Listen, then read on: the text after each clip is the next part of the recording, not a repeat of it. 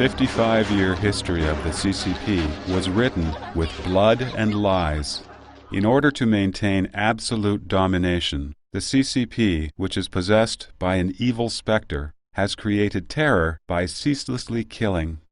During its more than 50-year rule, the CCP has persecuted more than half the people in China. An estimated 60 to 80 million people have died from unnatural causes. This number exceeds the total number of deaths in both world wars combined, and also exceeds the total number of unnatural deaths in every dynasty since the beginning of Chinese history. Behind the CCP slaughters lie a supporting ideology and some practical requirements. Ideologically, the CCP believes in the dictatorship of the proletariat and continuous revolution under the dictatorship of the proletariat. Therefore, after the CCP took over in China, it killed the landowners to resolve problems with production relationships in rural areas. It killed the capitalists to reach the goal of commercial and industrial reform and to solve the issue of so-called production relationships in the cities. Similarly, solving the problems related to the superstructure also called for slaughter. The suppressions of the Hu Feng anti-party group and the anti-rightists movement eliminated the intellectuals. The mass murders during the Cultural Revolution established the CCP's absolute leadership.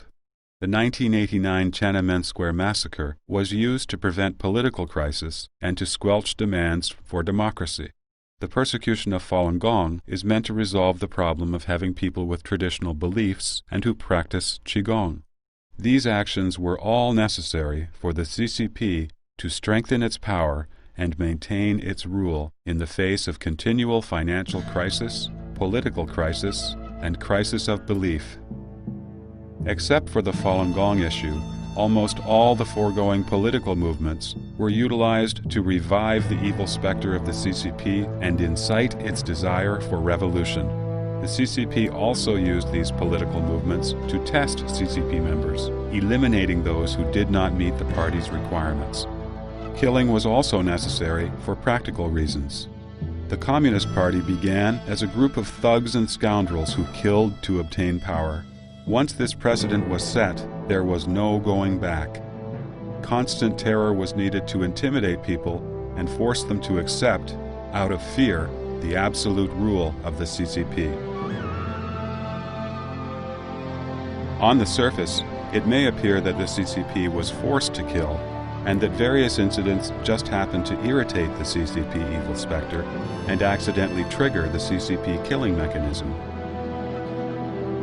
In truth, these incidents serve to disguise the party's need to kill.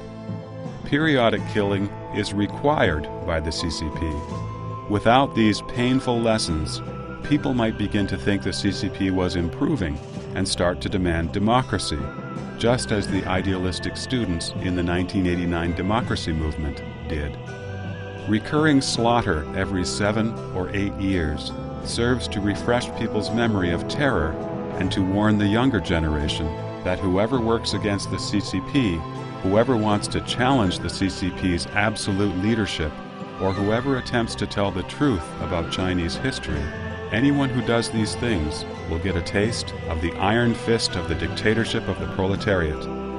Killing has become one of the most essential ways for the CCP to maintain power. With the escalation of its bloody debts, laying down its butcher knife would encourage people to take vengeance for the party's criminal acts. Therefore, the CCP not only needed to conduct widespread and thorough killing, but the slaughter also had to be done in a most brutal fashion to effectively intimidate the populace, especially early on when the CCP was establishing its rule. Since the purpose of the killing was to instill great terror, the CCP selected targets for destruction arbitrarily and irrationally. And in each of these so-called political movements, the CCP used the strategy of genocide.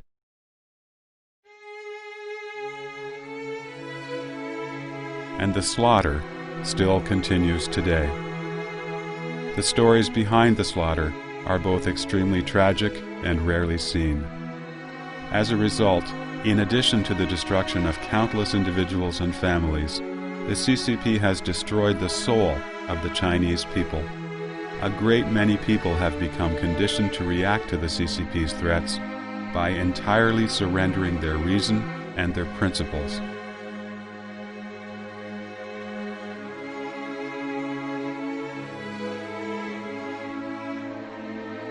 In a sense, these people's souls have died. Something more frightening even than physical death. In past dynasties, the emperors granted amnesty to the entire country after they were crowned. On the other hand, before Mao Zedong established the PRC, he wrote the following: "We definitely do not apply a policy of benevolence toward reactionaries and the reactionary activities of the reactionary classes." Before the CCP was in power, it had already made up its mind to act tyrannically. It called itself the People's Democratic Dictatorship. In March 1950, the CCP announced orders to strictly suppress reactionary elements. It must be pointed out that the CCP did not suppress reactionary behaviors, just the people that they labeled as reactionaries. If one had simply enlisted in the KMT army, even without doing the slightest thing political after the CCP gained power, this person would still be killed because of his so-called reactionary history. In February 1951, the Central CCP said that except for Zhejiang Province and Southern Anhui Province, other areas which are not killing enough should continue to arrest and kill a large number and should not stop too soon. Mao even recommended the following: in rural areas, there should be more than 1 in every 1,000 of the total population killed. In the cities, it should be less than 1 for every 1,000. The population of China at that time was approximately 600 million people. So this supreme order from Mao would have caused at least 600,000 deaths. Perhaps on a whim, Mao decided these 600,000 lives should be enough to lay the foundation for creating fear among the people, and thus ordered it to happen. Whether those killed deserved to die was not the CCP's concern. The People's Republic of China Regulations for Punishing the Reactionaries announced in 1951 that even those who spread rumors can be immediately executed. While the suppression of reactionaries was being hotly implemented, land reform was also taking place on a large scale. On the surface, land reform appeared to advocate an ideal all would have land to farm, but in fact it was really just an excuse to kill. Dao Zhu, who ranked third in the CCP afterwards, had a slogan for land reform: "Every village bleeds, every household fights." He meant that in every village the landowners must die. Land reform could have been achieved without killing. It could have been done in the same way as the Taiwanese government, by purchasing the property from the landowners. However, the CCP only knew how to rob. Fearing it might suffer revenge after robbing, the CCP naturally needed to kill the victims. The most common way to kill was struggle meeting. The CCP fabricated crimes and charged the landowners or rich farmers. The public was asked how they should be punished. Some CCP members or activists were already planted in the crowd, and they would shout, "We should kill them!" So the landowners and rich peasants were executed on the spot. By the end of 1952, the number of so-called reactionary elements who had been executed was about 2.4 million, according to official CCP publications. The actual death toll of former KMT government officials was over 5 million. During the CCP's land reform, the death toll was about 10 million. During the suppression of the reactionaries and the land reform, the CCP killed all the management personnel from the previous system and realized complete control of rural areas by installing a party branch in every village. A huge amount of wealth was obtained by stealing and robbing during the two campaigns. The third result was that the civilians were all terrorized. The suppression of reactionaries and the land reform mainly targeted the countryside, while the subsequent 3 anti and 5 anti campaign could be regarded as the corresponding genocide in the cities. In the 3 anti-movement, a batch of the CCP's corrupt cadres was executed, while the 5 anti-campaign was essentially murdering the capitalists for their money. The capitalists were required to pay taxes that the CCP accused them of having evaded in the late 19th and early 20th centuries. They could not possibly afford to pay these so-called taxes. They had no other choice but jumped from tall buildings, leaving a corpse so that the CCP could see proof of their death. Chen Yi, the mayor of Shanghai at that time, was briefed every night while lounging on his sofa with a cup of tea in hand. He would ask, how many paratroopers were there today? Meaning, how many businessmen jumped out of high buildings to commit suicide today? None of the capitalists could escape the 5 anti-campaign. It was said that at that time, people didn't dare to walk next to tall buildings in Shanghai in fear of being crushed by people jumping from above. Since the CCP took power, the highest and most miserable death toll was recorded during China's Great Famine from 1959 to 1961. At least 30 million people starved to death. The Great Famine was falsely labeled by the CCP as a 3-year natural disaster. In fact, those 3 years had favorable weather conditions and didn't have any huge natural disasters. The disaster was caused entirely by man. The Great Leap Forward campaign required everyone in China to become involved in steelmaking, forcing farmers to leave their crops to rot in the fields. Officials in every region escalated their reports of production yields. Rice yields of over 3,000 tons per acre were boasted.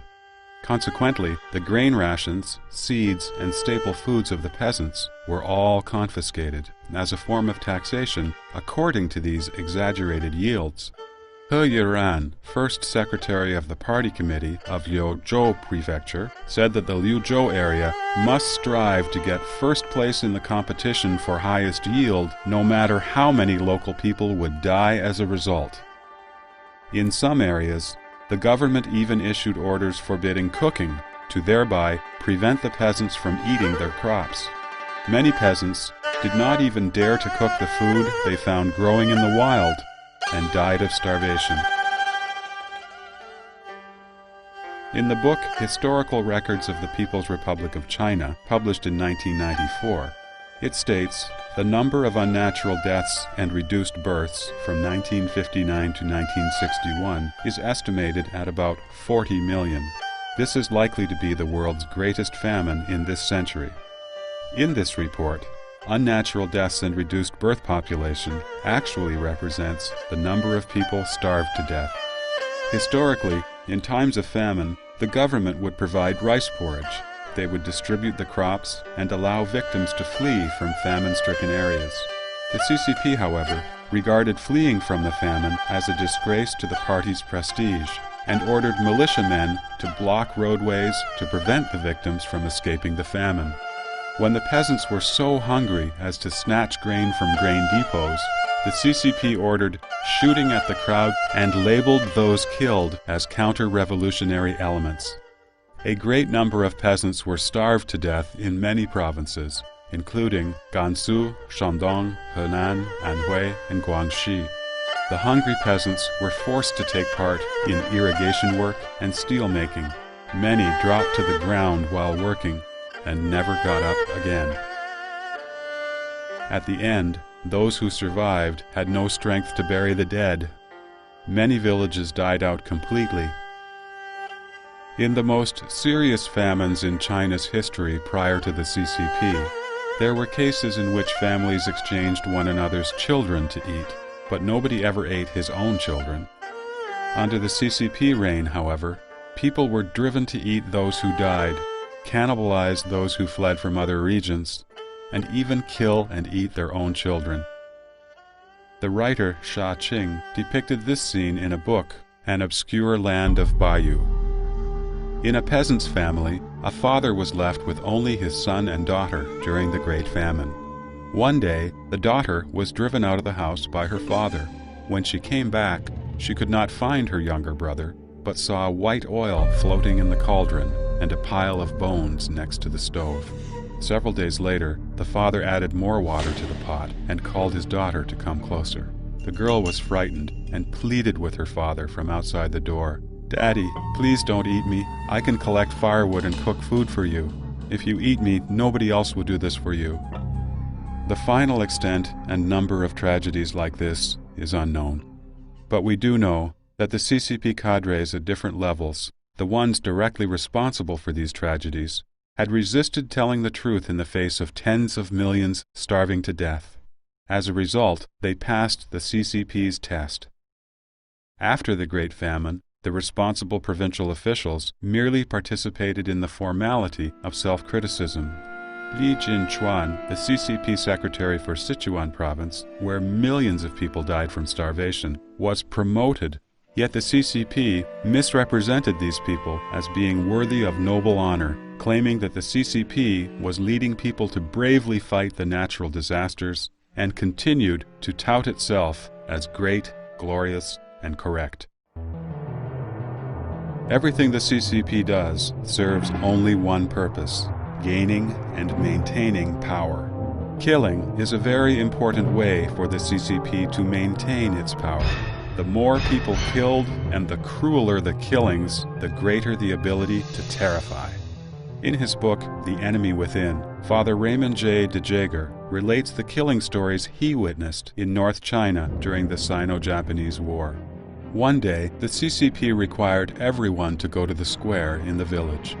Teachers led the children to the square from school to watch the killing of 13 patriotic young men. After announcing the fabricated charges against the victims, the CCP ordered the horrified teacher to lead the children to sing patriotic songs while gesturing the executioner to begin. The executioner was a fierce, robust young communist soldier with strong arms. The soldier went behind the first victim, quickly raised a big sharp knife, and struck downwards, and the first head fell to the ground. Blood sprayed out like a fountain as the head rolled on the ground. The children's hysterical singing turned into chaotic screaming and crying. The teacher kept the beat, trying to keep the songs going. The executioner chopped 13 times, and 13 heads fell to the ground. After that, many communist soldiers came over, cut open the victims' chests, and took out their hearts for a feast. All the brutality was done in front of the children. The children went all pale due to the terror, and some started throwing up. The teachers scolded them and lined the children up to return to school.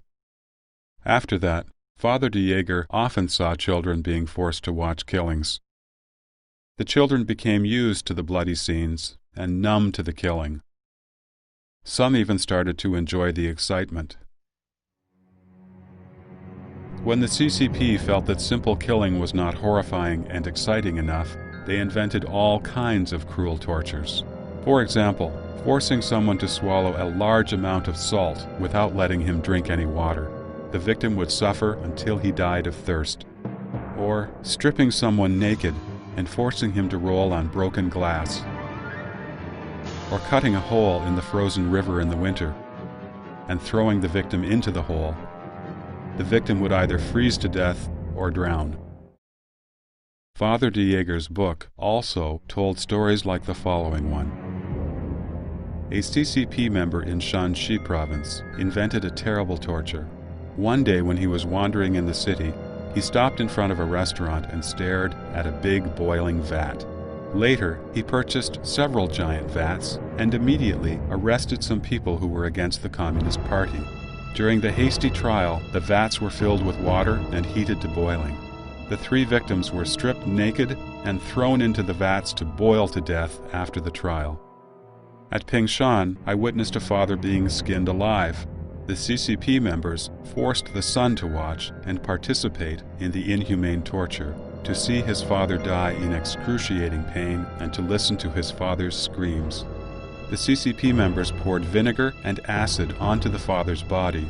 They started from the back, then up to the shoulders, and soon the skin from his whole body was peeled off, leaving only the skin on the head intact. His father died minutes later. If one were to suggest that these extremely cruel ways of killing appeared only in individual areas in wartime, then such violence became even worse after the CCP took power.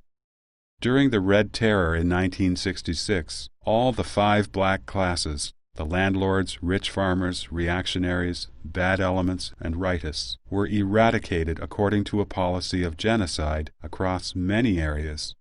A typical example was Daxing County near Beijing, where from August 27 to September 1st of 1966, a total of 325 people were killed.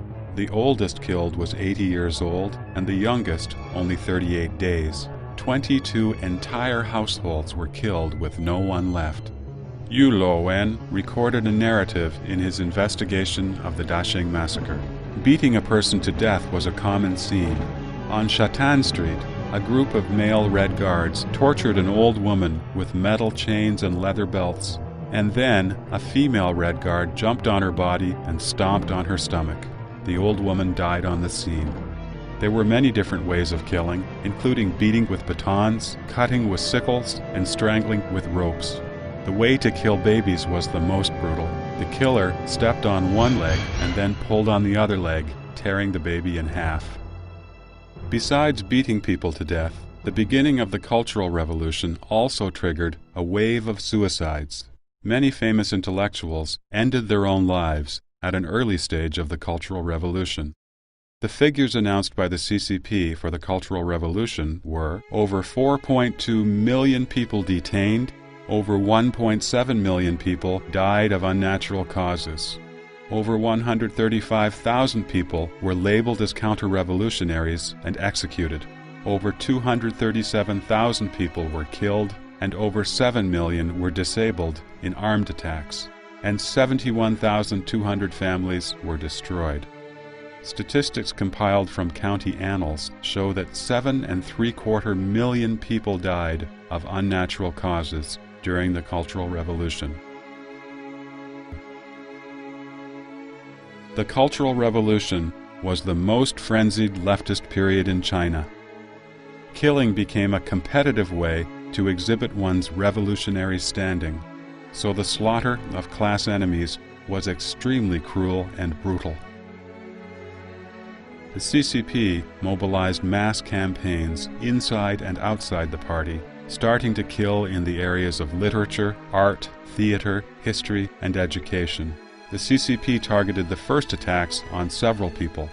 Later, the killing escalated from among all inside the party and army to all the people around the country.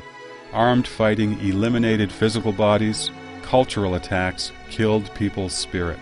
It was an extremely chaotic and violent period. The evil side of human nature had been amplified to the maximum by the party's needs to revive its power in a crisis. Everyone could arbitrarily kill under the name of revolution and defending Chairman Mao's revolutionary line.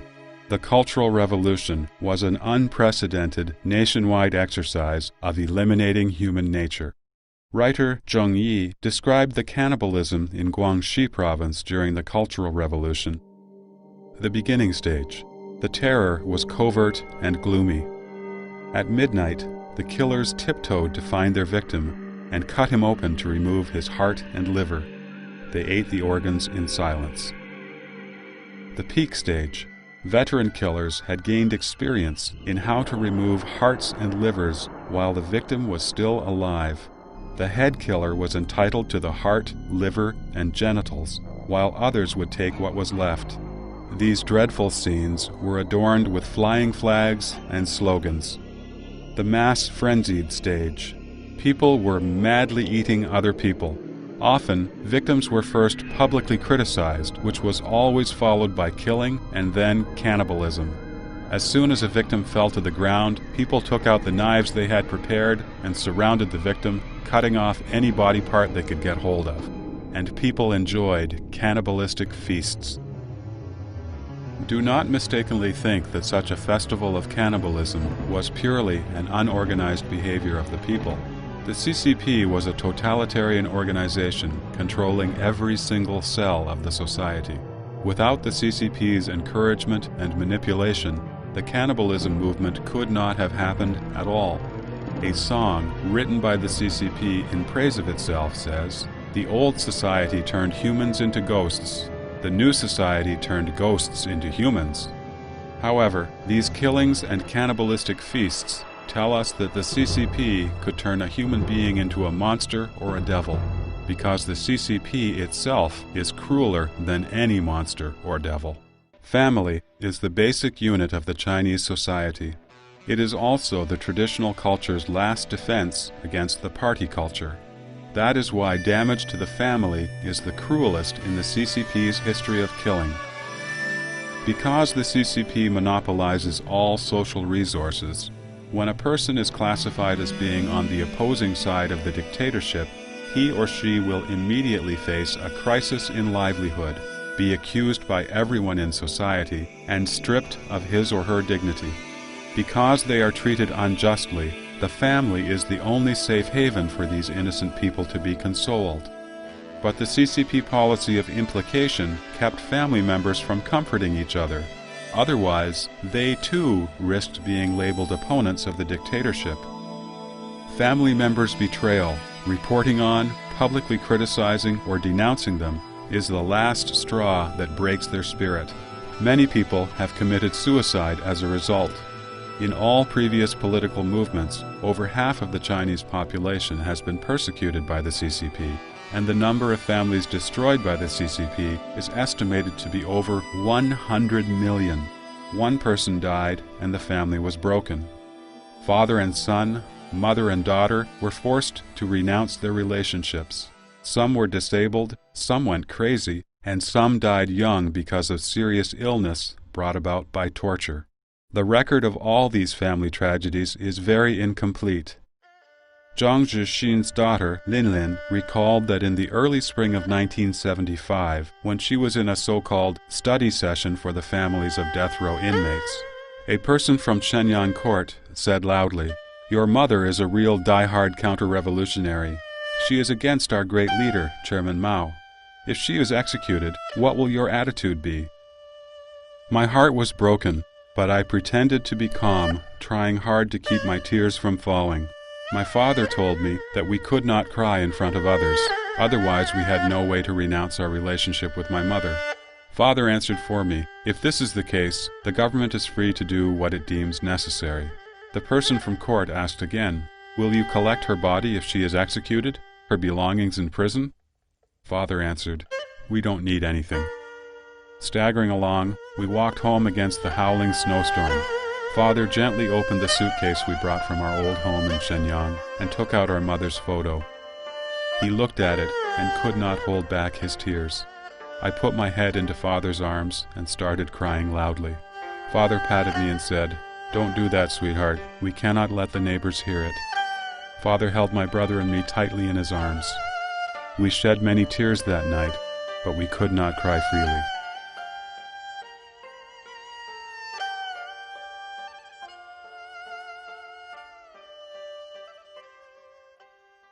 The CCP, possessed by an evil specter, always uses terror as a means to maintain its rule. In different times, the terror displays in different forms. Therefore, killing is one of the methods the CCP uses to govern its terror-based regime. When people lack a strong sense of fear, the CCP could kill more to increase their sense of terror. When people are already fearful, killing a few could maintain the sense of terror. When people can't help but fear the CCP, then even just announcing the intention to kill would be enough for the CCP to maintain terror without actually having to kill. After having experienced countless political and killing movements, people have formed a conditioned reflex response to the CCP terror. Therefore, there is no need for the CCP to even mention killing. However, the CCP would adjust the intensity of its killing once people's sense of terror changes. The well-known saying of Deng Xiaoping then was, "Killing 200,000 people guarantees 20 years of stability." But the stability it talks about is that of the CCP rule, not for the Chinese people. As the people in China step into the era of computers and space travel, and can talk privately about human rights, freedom, and democracy, Many people think that the gruesome and disgusting atrocities are all in the past. The CCP has donned civilian clothing and is ready to connect with the world. However, the CCP lifted its knives once more when facing Falun Gong practitioners in 1999. As of the end of 2002, according to an internal source in mainland China, more than 7,000 Falun Gong practitioners have been tortured to death in detention centers, forced labor camps, prisons, or mental hospitals across China, averaging 7 deaths per day. The over 100 cruel methods of torture exerted on Falun Gong practitioners concentrate all the aspects of devilry accumulated by the CCP. As China moves toward development, Chinese people have begun to live a good life. Nevertheless, the CCP wants to eliminate these common citizens.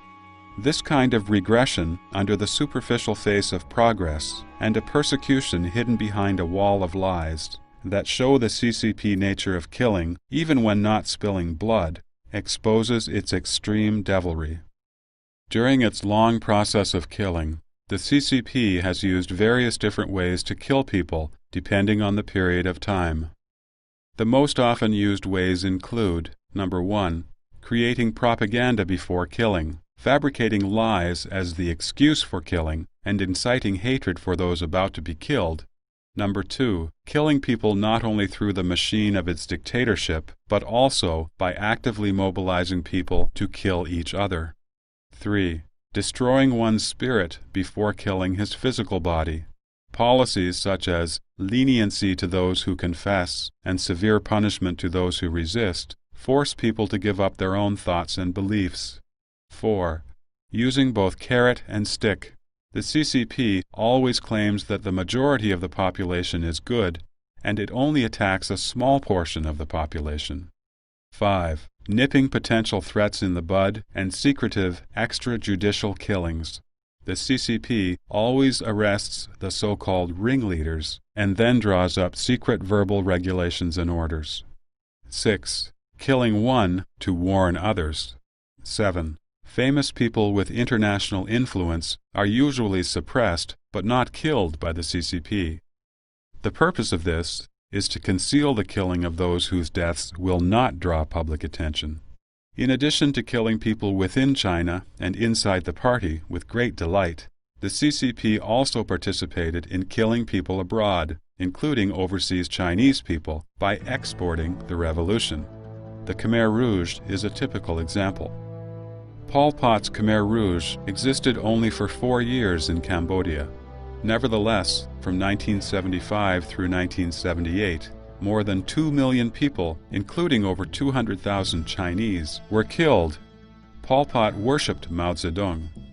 He visited China 4 times to listen to Mao Zedong's teachings in person.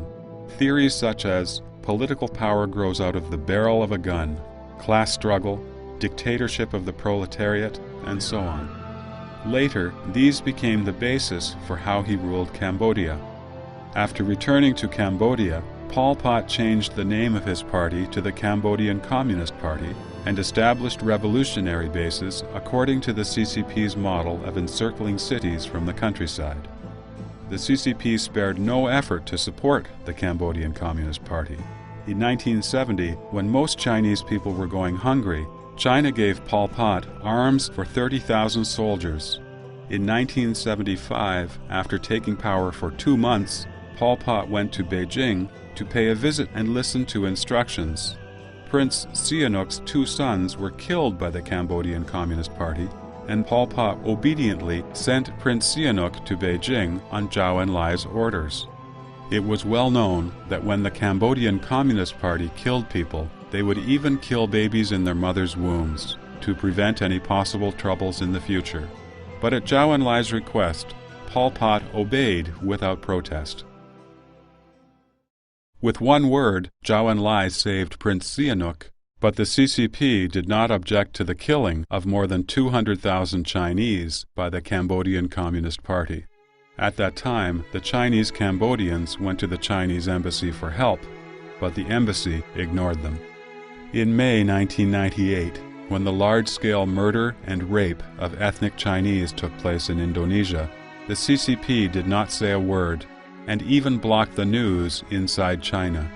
It seems that the Chinese Communist government couldn't care less about the fate of overseas Chinese.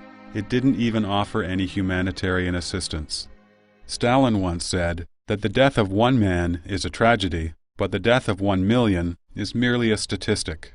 Due to the CCP's information blockade, we have no way of knowing exactly how many people have died from the various movements of persecution that occurred during its rule. In addition, the CCP also killed ethnic minorities in Xinjiang, Tibet, Inner Mongolia, Yunnan, and other places. We have no way of knowing how many people became disabled, mentally ill, enraged, depressed, or frightened to death through the persecution they suffered. Every single death is a bitter tragedy that leaves everlasting agony to the family members of their victims. It must be pointed out that in the large-scale killings that took place previously, the identity, crime, and sentencing standard for its targets were kept intentionally vague by the CCP. To avoid being included as the targets for killing, people would often restrict themselves to a safe zone based on their own judgment. Such a safe zone was even narrower than the one the CCP intended to set. As a result, the movements were oftentimes enlarged beyond their intended scale because people at different levels voluntarily imposed restrictions on themselves to ensure their own safety. Such society-wide, voluntary intensification of terror stems from the CCP's random killings. The mindset of fearing to tell the truth, to even fall below the bottom line of morality, and to be eager to please the CCP by following their evil direction, all of this has led Chinese people pay a very great price. Nowadays, the CCP tends to kill far fewer than in the past, when millions or tens of millions would be murdered.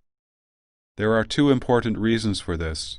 On the one hand, the party has warped the minds of the Chinese people with its party culture so that now they are more submissive and cynical. On the other hand, because of excessive corruption and embezzlement by CCP officials, the Chinese economy has become a transfusion type of economy and depends substantially on foreign capital to sustain economic growth and social stability. The CCP vividly remembers the economic sanctions that followed the Tiananmen Square massacre and knows that open killing would result in a withdrawal of foreign capital that would endanger its totalitarian regime. Nevertheless, the CCP has never given up slaughtering behind the scenes. In its long history of killing, the CCP has metamorphosed into a depraved serial killer. In the meantime, it has been alienating Chinese people's souls.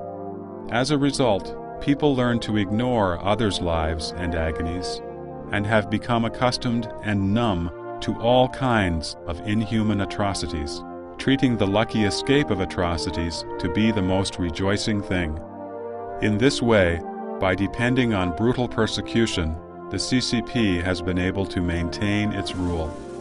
Today, the compounded bloody debts of the CCP have made a benevolent solution impossible.